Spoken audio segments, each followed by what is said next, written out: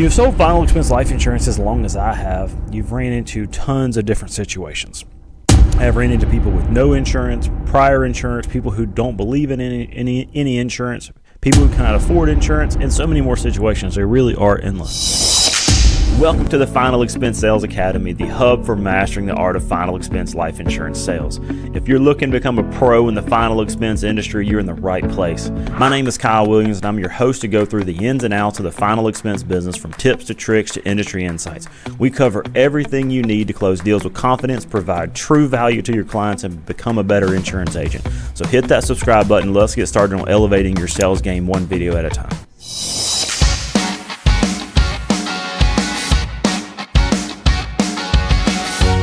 Hey guys, in this episode, we are going to talk about the gold standard in final expense life insurance sales. When you've sold final expense life insurance as long as I have, you've ran into tons of different situations.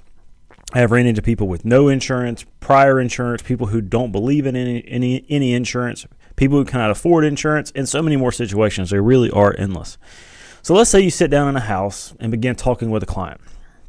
After talking for a while, you discover that they already have some insurance in place. You perform your due diligence, you get their policy, you review it with them. Upon reviewing, you discover that they have been in a policy for about 20 months. It was a guaranteed issue policy that they took out through the mail. That's pretty expensive. So you take a quick peek at your carriers and you're looking and you're like, oh man, I can beat this rate. I can get them day one coverage. You're licking your chops. You know you just about got a easy sale by just replacing the mail-in product. So now you continue your sales process and you begin your due diligence of digging into their health conditions. And upon digging into their health conditions, you discover that they were diagnosed with a heart attack 7 months ago. There are no ongoing complications. Really nothing else going on since that heart attack 7 months ago. So after you review your health questions on your carrier, you determine that that individual would qualify for a 2-year waiting period policy with your carrier. So what are you going to do? In this situation I just laid out in the story, I would say that 50% or more of agents in this situation would try to push for a sale, and a majority of them would just try to clean sheet it to see if it would get approved. I cannot tell you how many times I've ran into that situation in my career. On the flip side, if you write the policy correctly and write them a graded policy, whether it into a 2-year waiting period policy by marking yes to the heart attack 7 months ago, you're starting them over at another waiting period, and essentially is going to put them in a nearly a 4-year waiting period for life insurance to be fully effective.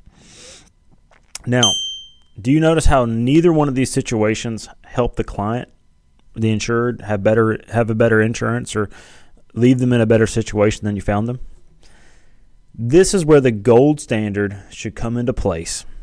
You leave your client in a better position from where you found them. If you cannot, you leave them where they are. At the end of the day, it is our job to insure individuals properly. If we're not going to do that, we are not holding up our end of the bargain that we should be doing to protect and insure individuals. So let's break down the gold standard for selling final expense life insurance. The gold standard for selling final expense life insurance is leaving the insured in a better spot than where you found them. And if that cannot be achieved, you leave them where they're at. By doing this, it instills integrity into your business. An integrity-based business will provide a more profitable business and sustained excellence over a long period of time.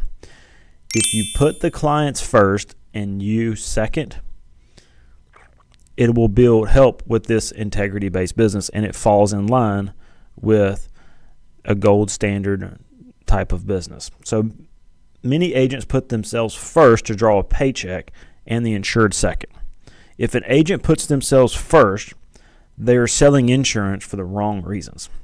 You can hold up the gold standard in every house that you visit. When you're reviewing the proposal that you're going over with a client, if it is truly going to put them in a better situation, then press forward. If it is going to put them in a worse situation, then back up and find a different solution for their needs. I hope you can take these principles that we discussed today in the gold standard and apply it to your business today. And hopefully this will make you a more profitable and integrity-based business. And this keeps you in the business for a long period of time. So if you have any questions, be sure to comment below. Be sure to subscribe so that way you catch all the latest content. And if you've got anything valuable here, share it on social media, share it with your friends, and we'll see you in the next episode.